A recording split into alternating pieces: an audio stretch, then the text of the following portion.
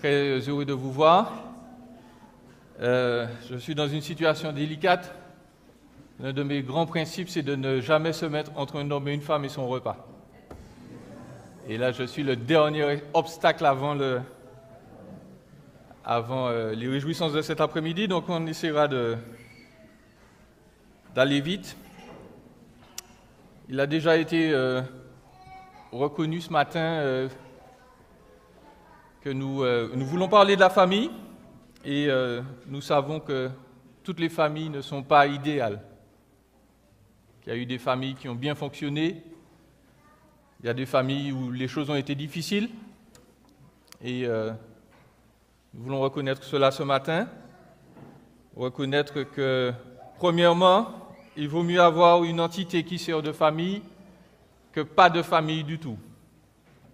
Parce que Dieu est un Dieu d'ordre, il va préférer un ordre qui ne fonctionne pas bien que le chaos. Et puis, je voudrais dire à tous ceux qui n'ont pas encore de famille, ou peut-être qui ont voulu en bâtir une et qui n'ont pas pu, comme mon épouse et moi, avoir des enfants, je voudrais leur rappeler que en Jésus, nous avons reçu, selon la promesse de Dieu, un nom et un honneur éternel supérieur à tout ce que des enfants biologiques peuvent donner. Nous sommes enfants de Dieu, nous sommes accueillis par lui. Et puis, Dieu nous fait la grâce aussi de faire des enfants spirituels dans ce monde. Et ça, c'est beau aussi. On va prier et débuter donc le survol de notre passage. Éternel, nous voulons te remercier. C'est toi, notre Père, nous l'avons entendu ce matin. C'est grâce à toi que nous sommes ici. C'est toi qui nous as donné des parents, des enfants.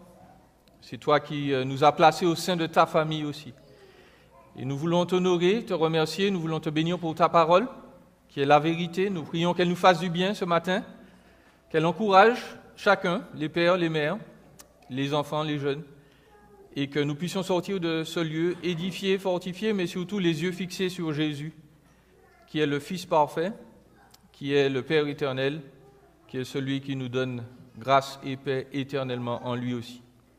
Sois béni, Seigneur, et nous t'avons prié en ton nom, en son nom. Amen. Amen. Je voudrais ce matin donc parler de la famille biblique.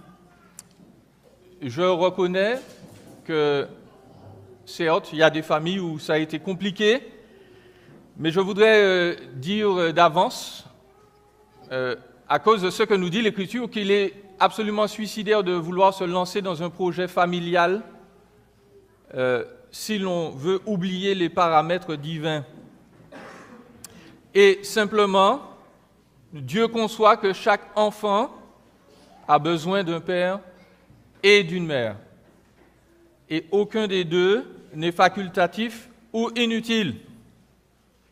Donc, ou plutôt faqueux, en bon québécois, plutôt que de vous parler d'une famille parfaite, je vais essayer de voir aujourd'hui avec vous la famille biblique, un portrait de la famille biblique, la famille telle que Dieu la conçoit. Rapidement, nous sommes dans Éphésiens. Éphésiens, c'est un livre où Paul rappelle l'importance de l'Église fondée à travers l'Évangile, à travers Christ, celui qui en est le centre, le chef, la tête, la gloire. Si on n'a pas Christ, pardon, mais on n'a rien dans cette vie. Et donc, l'épître ou la lettre aux Éphésiens considère les choses sous deux aspects. Elle nous focalise sur la gloire de Christ, entre guillemets, en théorie, dans les 3 premiers chapitres, et puis dans les 4 derniers chapitres, elle essaie de nous donner, ou elle nous donne, les éléments de la pratique. Parce qu'on ne peut pas être simplement un chrétien intellectuellement. L'Évangile doit être démontré dans les différents rapports entre humains dans la famille, et notre section là parle de la famille, des relations entre le père, la mère et les enfants. Et donc, ça c'est une leçon très importante. Les chrétiens considèrent que les enfants l'ont bien chanté tout à l'heure, le nom qu'ils portent n'est pas simplement une appartenance à une catégorie religieuse, mais c'est toute leur vie. On ne peut pas être chrétien de nom, il nous faut être chrétien entièrement, et cela commence chez nous. Cela commence chez nous. La vie chrétienne ne se vit pas dans ces quatre murs.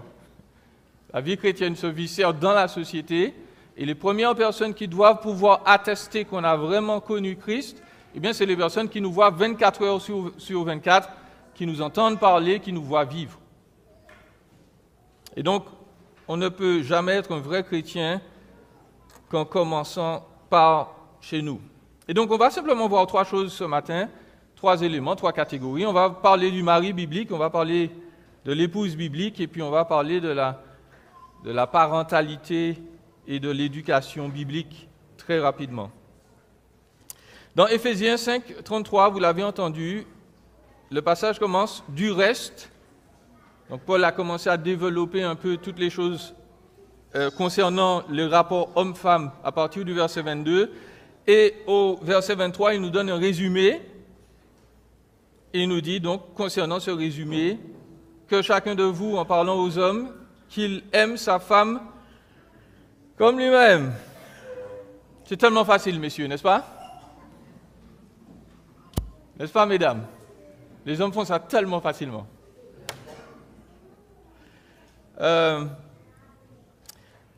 Il nous faut nous demander, avant d'entrer dans le vif du sujet, qu'est-ce que c'est qu'aimer?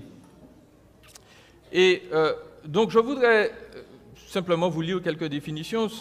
Selon le dictionnaire Cambridge, l'amour est défini comme le fait, je cite, d'apprécier énormément un autre adulte et d'être attiré romantiquement et sexuellement par lui ou elle, ou bien, deuxième définition, c'est le fait d'avoir des sentiments très forts d'appréciation envers un ami ou une personne dans votre famille. Est-ce que vous êtes d'accord avec cette définition? J'espère que non.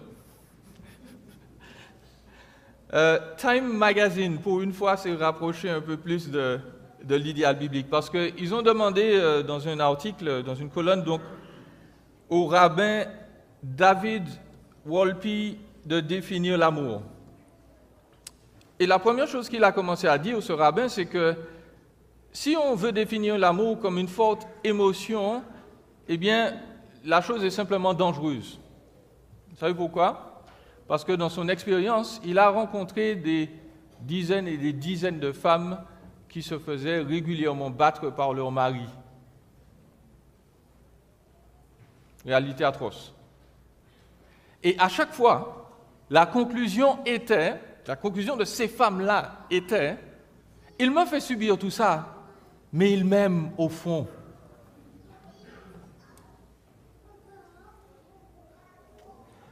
Et le rabbin de dire, l'amour ne devrait donc pas être vu comme un sentiment, mais plutôt comme une émotion en action. Aimer, c'est ressentir et agir d'une manière aimante, dit-il. Et je pense qu'il a un peu raison, et je voudrais le rappeler.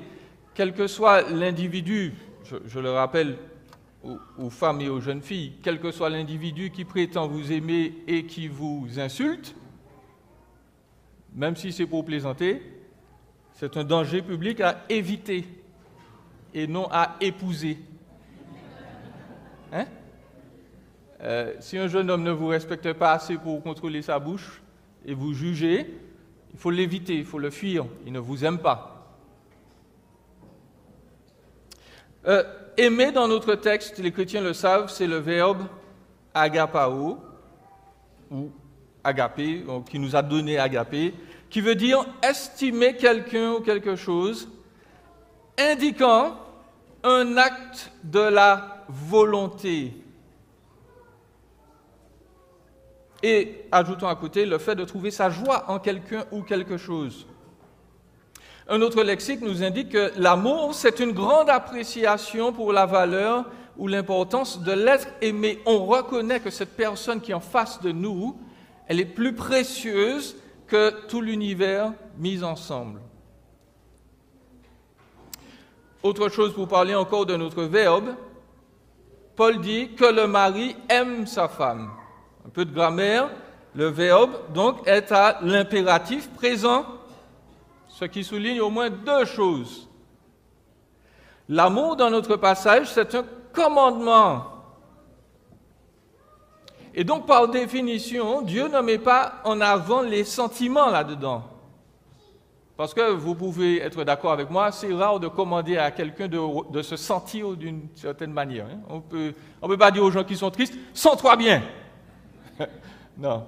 Pourtant, Dieu dit au mari, aimez vos femmes.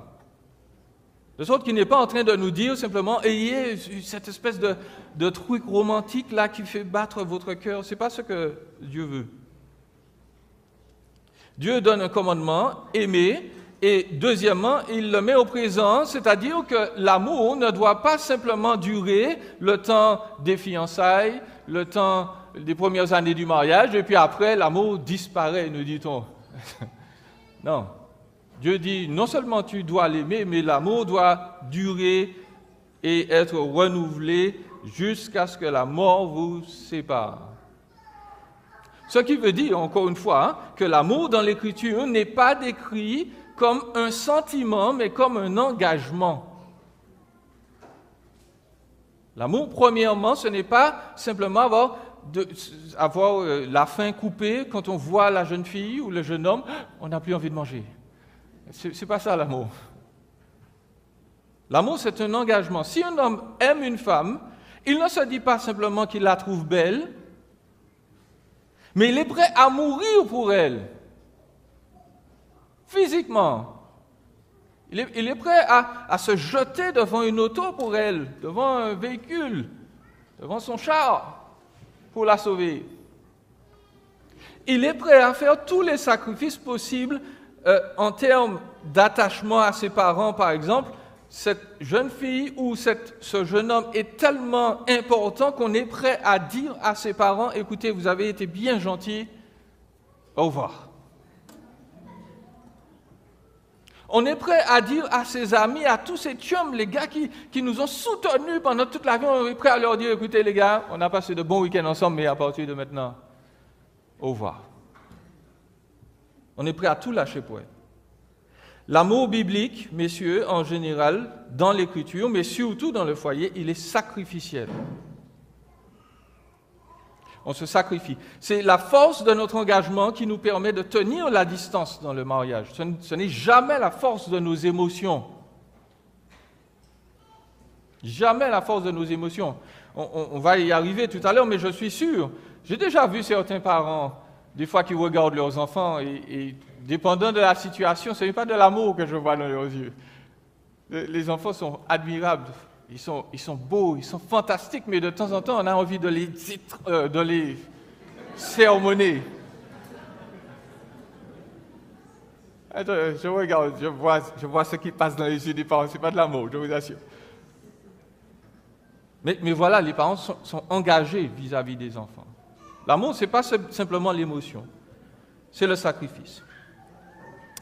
Mais il faut aller vite là-dessus. En application, messieurs, l'Écriture nous dit non seulement qu'il faut aimer notre épouse, mais qu'il faut l'aimer comme nous-mêmes.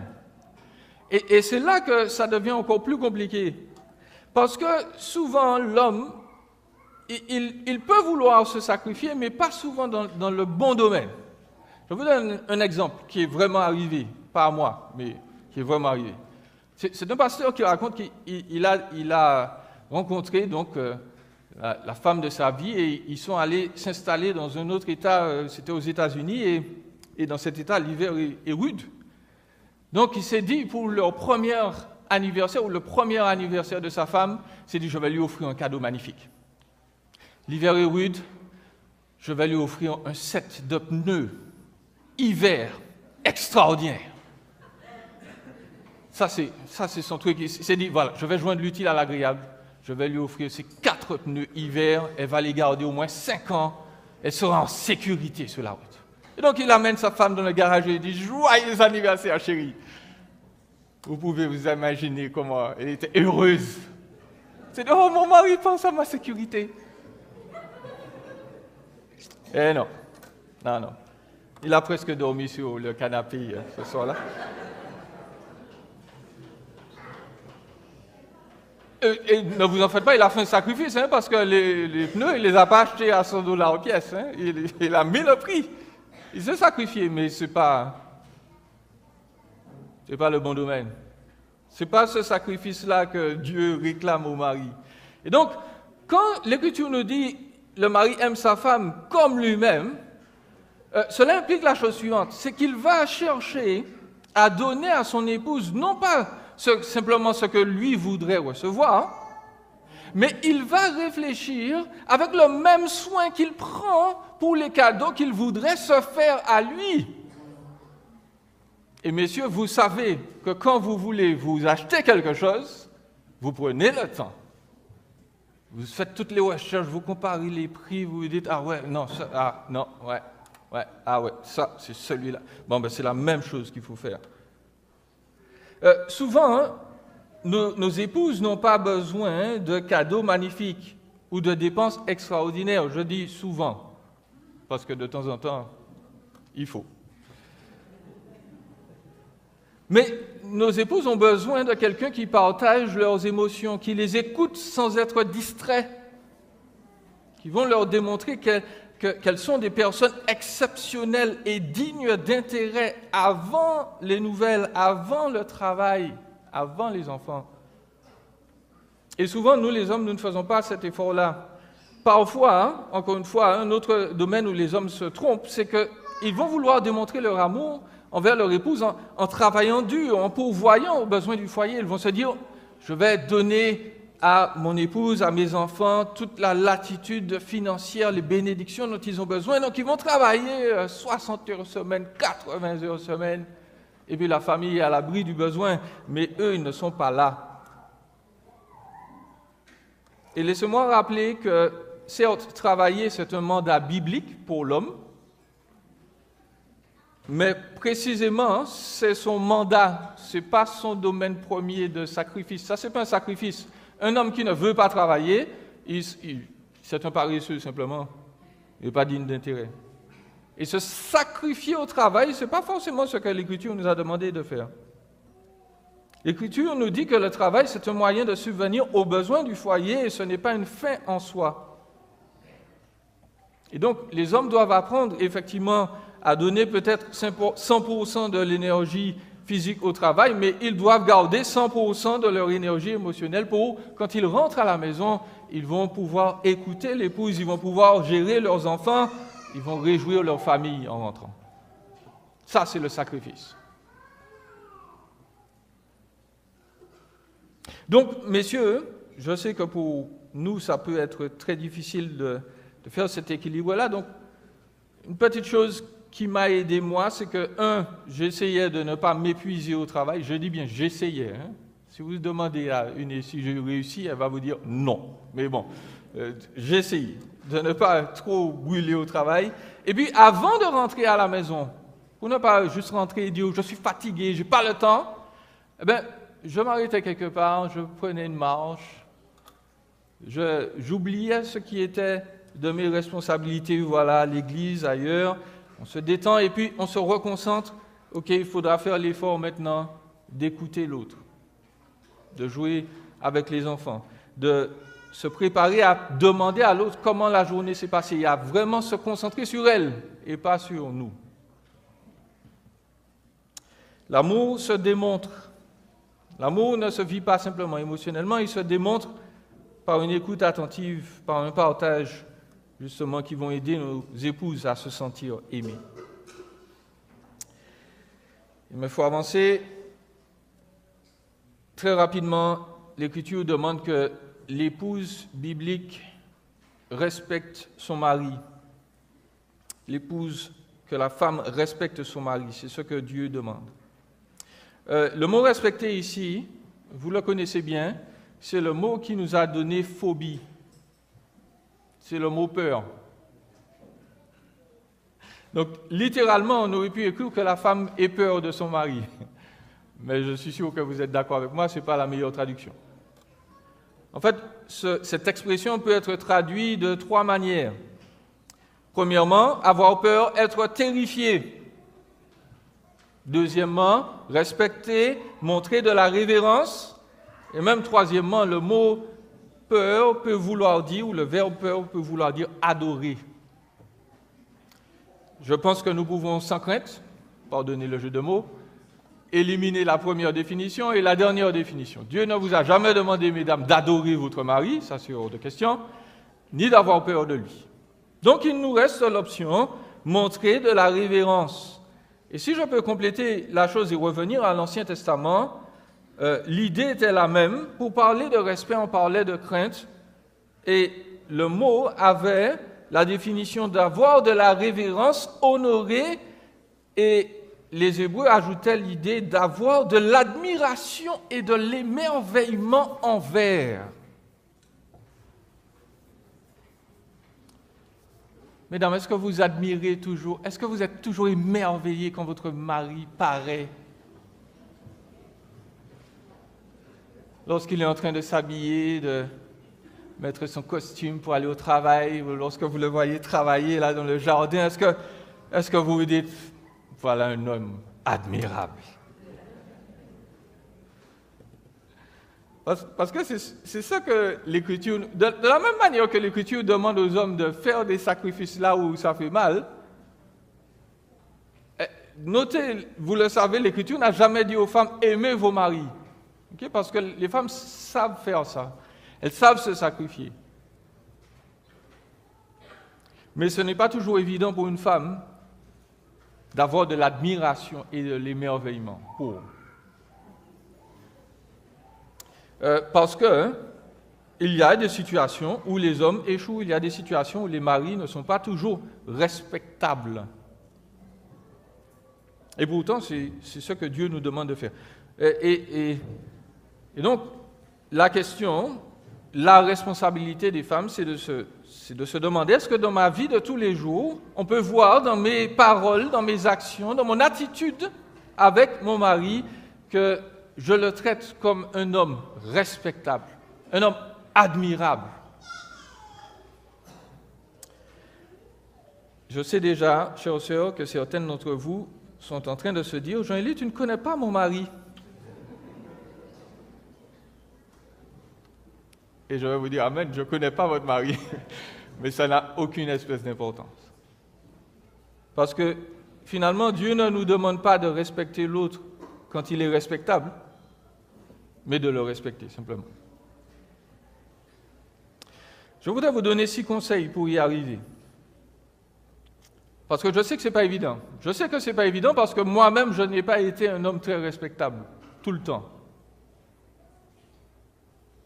Et donc, mon épouse m'a supporté jusqu'à maintenant. Je voudrais vous donner quelques ingrédients de la recette. Premièrement, priez pour que Dieu guérisse votre amertume.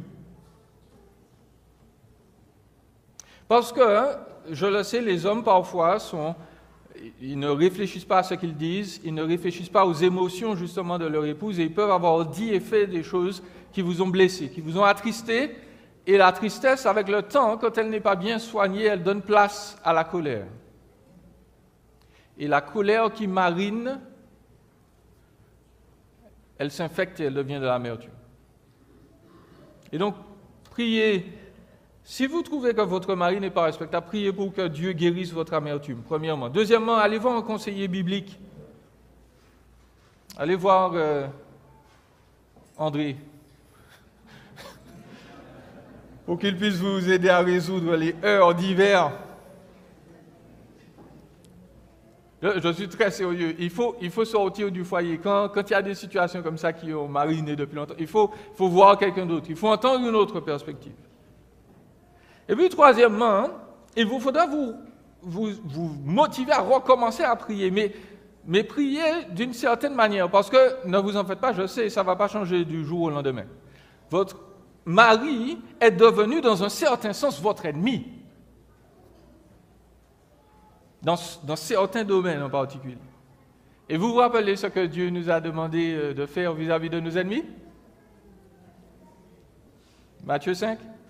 Lorsque vous avez un ennemi, qu'est-ce qu'il faut faire? Il faut prier pour lui, il faut le bénir. Là encore, ça ne demande aucune espèce d'émotion particulière. Nous devons bénir, nous devons demandez à Dieu, Seigneur, fais du bien à mon mari. Donne-lui de la réussite dans son travail. Donne-lui de changer, certes, mais avant tout, donne-lui d'être une lumière pour toi. Donne-lui de devenir un homme vraiment admirable, respectable. Ensuite, mesdames, vous pouvez prendre un papier et faire une liste des éléments pour lesquels vous pouvez remercier Dieu pour votre mari. Là encore, on cite les émotions, on ne les considère pas encore. On dit, on regarde l'homme, on regarde ce qu'il a fait, ce qu'il est capable de faire, et on dit, oui, ça, je peux remercier Dieu. Parce que même s'il n'a jamais passé la balayeuse dans la maison, il fait la vaisselle. Ah, écoutez, il y a des maris qui ne font pas de vaisselle. Hein? Il fait la vaisselle. Ok. Vous dites, Seigneur, merci pour mon mari, il fait la vaisselle. Vous allez accumuler votre liste, vous allez prendre du temps, vous allez prendre des semaines si vous voulez, prenez des mois, sur une bonne liste, vous allez voir, ça va venir. Et puis vous allez encore une fois prier sur cette liste et vous allez demander à Dieu, Seigneur, donne-moi vraiment de la reconnaissance pour telle chose, telle chose, telle chose. Et à ce moment-là, quand vous aurez de la reconnaissance pour la chose, allez voir votre mari et puis dites-lui, je te remercie parce que tu fais au moins la vaisselle. Là, il faut que les sentiments soient impliqués, parce que si les sentiments ne sont pas là, il va vous regarder, il va savoir que vous mentez. Donc, on travaille dessus. On respecte. Il me faut terminer. Je voudrais parler rapidement des enfants. Notre troisième point concerne la parentalité et l'éducation biblique. Dans Éphésiens 6, verset 1, l'Écriture a demandé aux enfants et aux jeunes d'obéir à leurs parents. Et de nos jours, chers jeunes, sachez que je vous aime beaucoup.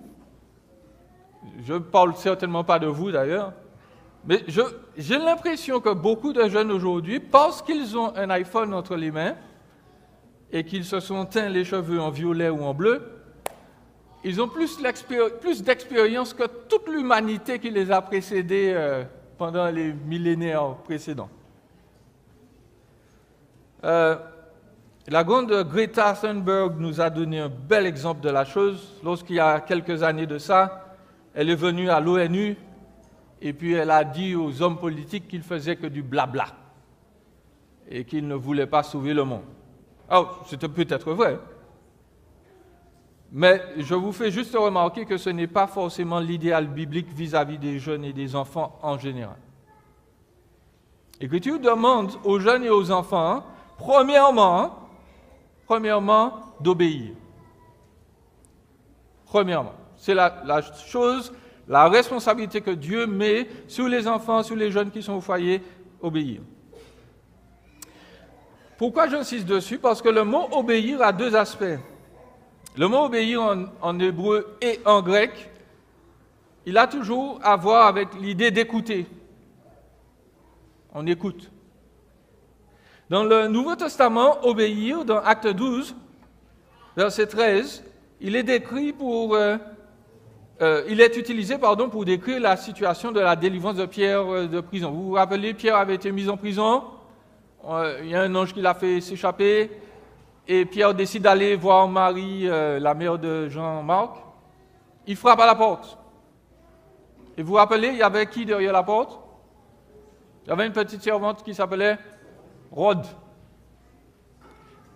Qu'est-ce qui s'est passé? Donc Pierre frappe à la porte. Rhode, elle entend qu'on frappe. Et qu'est-ce qu'elle va faire?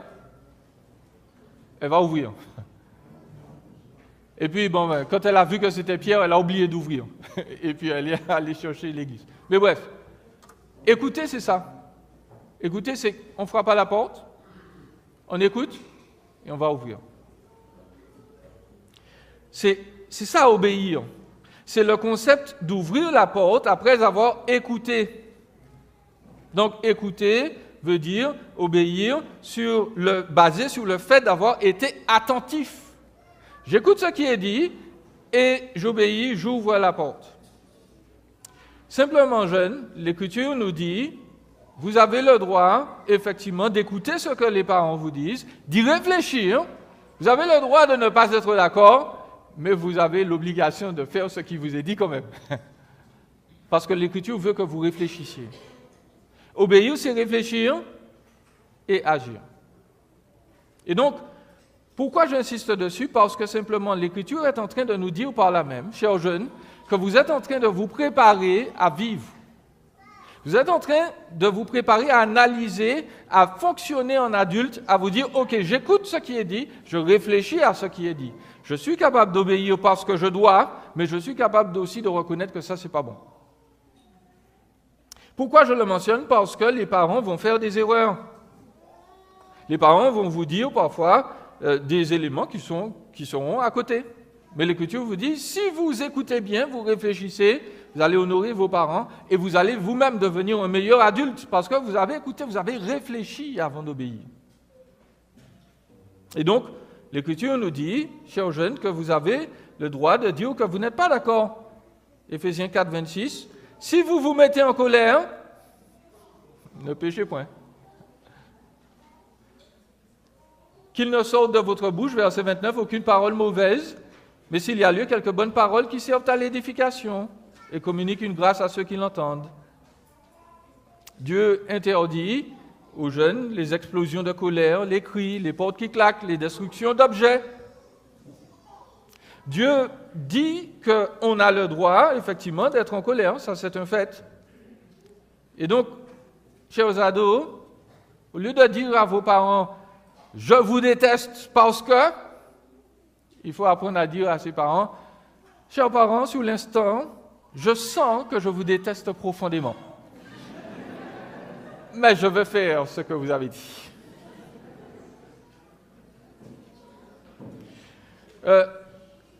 Je tiens à le préciser. Pourquoi? Parce que, et là je parle de ma culture, aux Antilles, les parents ont fait une très mauvaise job. Parce que dans ma culture, aux Antilles, on n'a même pas le droit de dire qu'on n'est pas d'accord. Et ça, c'est pas bon. Dans ma culture aux Antilles, on n'a pas le droit de dire qu'on n'est pas d'accord. Si les parents ont dit de faire, on dit à quelle vitesse? Oui, papa, oui, maman. En fait, de temps en temps, quand on devait nous donner la correction qu'on avait méritée, nos parents nous disaient « Arrête de pleurer, parce que tu le mérites !» Et on arrêtait de pleurer. Et ça, c'est pas bon. Parce que l'enfant a le droit de s'exprimer, de dire « Non, mais moi, je ne suis pas d'accord avec ça. » Mais on a le droit aussi de le dire correctement. L'enfant a le droit de s'exprimer correctement. Verset 4, vous l'avez lu comme moi. Quant à vous, pères, n'irritez pas vos enfants. Ne rendez pas les choses compliquées pour vos enfants. Je veux terminer. En conclusion, je voudrais dire simplement deux choses.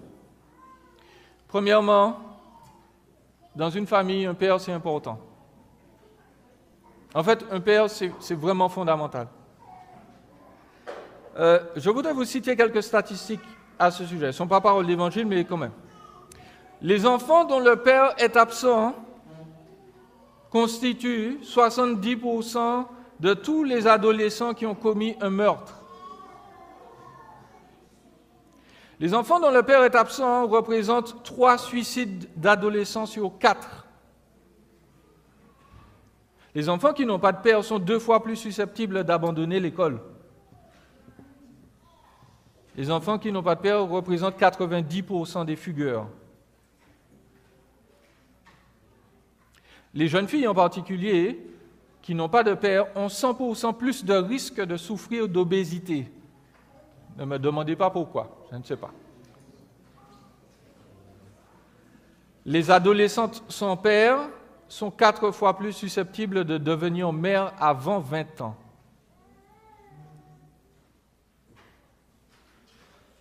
Le père est fondamental.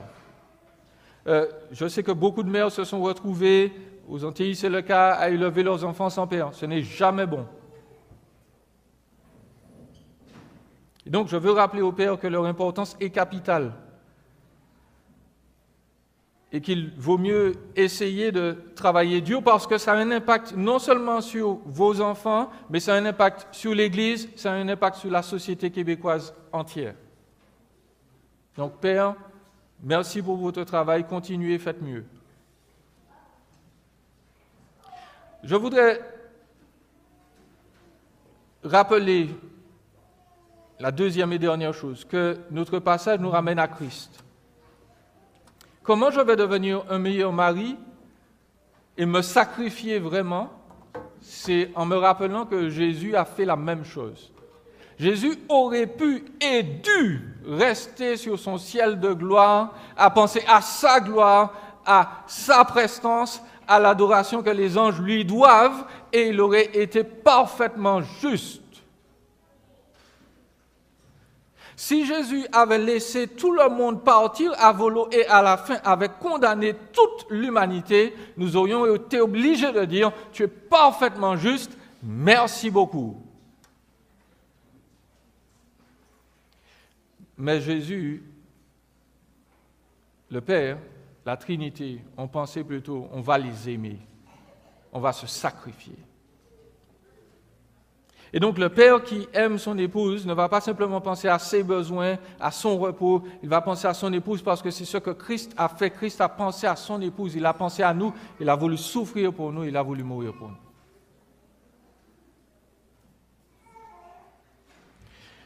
Deuxièmement, les femmes, certes, lorsque le mari n'est pas respectable, c'est extrêmement dur. Mais lorsqu'une femme respecte son mari, elle se rappelle que c'est ce que Jésus a fait aussi vis-à-vis de son Père. Parce que Jésus est l'égal de Dieu. Il est omniscient, omniprésent, omnipotent, il fait tout comme Dieu. Il est comme son Père. Et pourtant, Jésus se soumet à son Père. Les jeunes, c'est la même chose. Vous n'êtes pas moins bêtes que vos parents, vous n'êtes pas moins que vos parents. Mais Jésus s'est soumis. Et ça ne l'a pas rendu inférieur. Il ne s'est pas soumis parce qu'il était plus petit. Il s'est soumis parce qu'il était précisément aussi grand. Et il a montré sa grandeur et son amour pour nous. Chers amis, nous voulons célébrer Dieu pour la famille. Nous voulons vous rappeler que Dieu s'est sacrifié pour des hommes et des femmes comme nous. Pour faire sa famille à lui. Des gens qui se sacrifient, qui aiment les autres, qui imitent son Fils, qui a donné sa vie pour que nous soyons pardonnés de nos fautes. Alors faisons comme lui et glorifions Dieu dans nos familles. On va courber la tête et prier ensemble.